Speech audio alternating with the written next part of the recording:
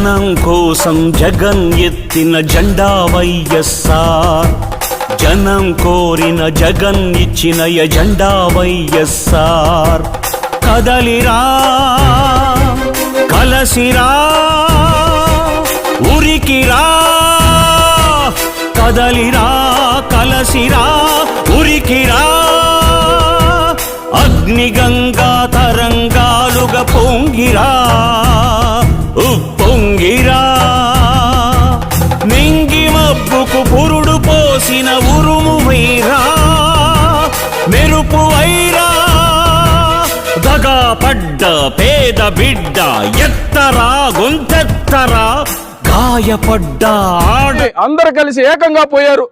కానీ ఎక్కడైతే దళితుల మీద దాడులు జరుగుతున్నాయో, ఎక్కడైతే దళితుల మీద దౌర్జన్యాలు జరుగుతున్నాయో ఎవరూ వెళ్ళట్లా, ఎవరూ ప్రశ్నించట్లా. పవన్ కళ్యాణ్ గారు పిఠాపురంలో సాంఘిక బహిష్కరణ ఎప్పుడో మన పూర్వకాలం చూసాం. అంటరానితనం, వెలివేతలు, గ్రామ బహిష్కరణలు.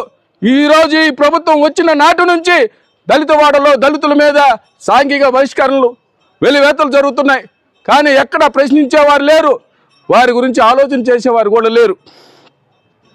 అందుకే చెప్తా ఉన్నాం, రాబోయే కాలంలో ఈ కూటమి ప్రభుత్వానికి బుద్ధి చెప్పాల్సిన సమయం ఆసన్నమైంది.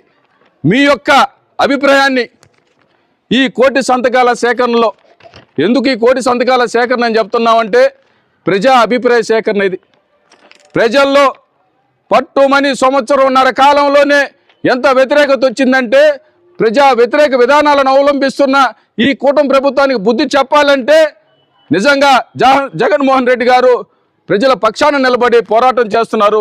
కావలి నియోజకవర్గంలో చూసాం, ఈ మాజీ శాసనసభ్యుల మీద ఎన్ని కేసులు పెట్టారు. ఎక్కడ చూసినా అక్రమ కేసులు, మాట్లాడితే ప్రశ్నిస్తే కేసులు.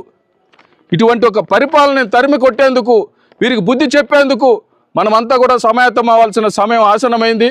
ఈ సందర్భంగా మీకు ముఖ్యంగా తెలియజేసేది, ఈ 1,000,000 సంతకాల సేకరణ ఉద్దేశం ఏంటంటే, మనందరికీ ప్రభుత్వ మెడికల్ కళాశాలలు కావాలా, ప్రభుత్వ హాస్పిటల్స్ కావాలా, ప్రైవేట్ కావాలా, మీరు అందరూ చెప్పాలి.